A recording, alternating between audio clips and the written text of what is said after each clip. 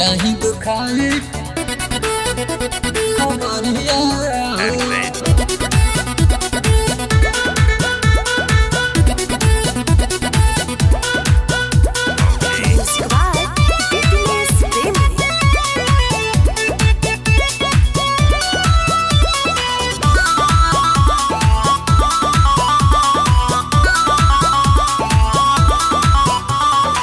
कहले पवन यहा पिपरा के छाँव में औरी के सारी कहले चलो हमरा गाँव में।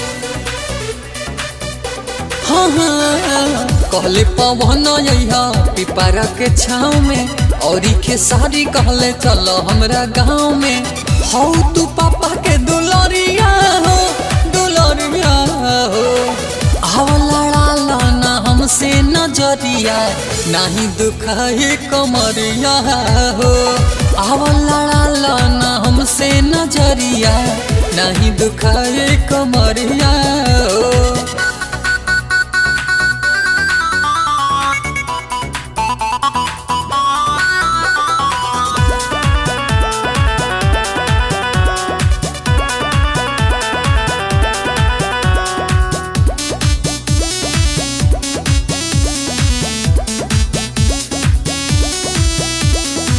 कहला बिया हो देखिले राह हो दुल्हन बना के ले जाइब अंगनवा कंगनवा पेराइब हो।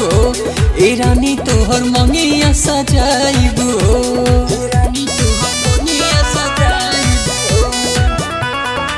कहला बिया हो देखिले राह हो दुल्हन बना के ले जाइब अंगनवा कंगनवा पेराइब हो। ए रानी तोहर मंगिया सजाइब हो खोली दो दिल के मोड़िया हो। आवा लड़ा लो ना हमसे नजरिया नहीं दुखाए कमरिया हो। आवा लड़ा लो ना हमसे नजरिया नहीं दुखाए कमरिया हो।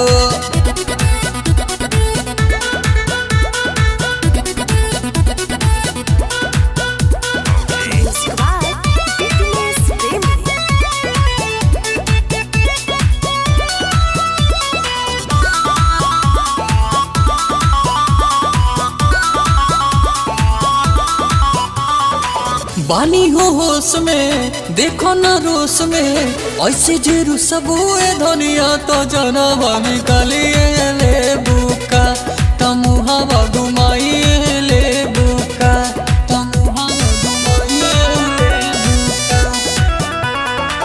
बानी हो होश में देखो न रोश में ऐसे जेरू सबुए धनिया तो जनवा निकालिए ले बुका तमुहावा घुमाइए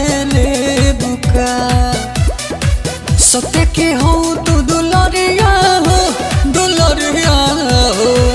आवा लड़ा लो ना हमसे नजरिया नहीं दुखाए कमरिया हो। आवा लड़ा लो ना हमसे नजरिया नहीं दुखाए कमरिया हो। और जिया हो कर जा।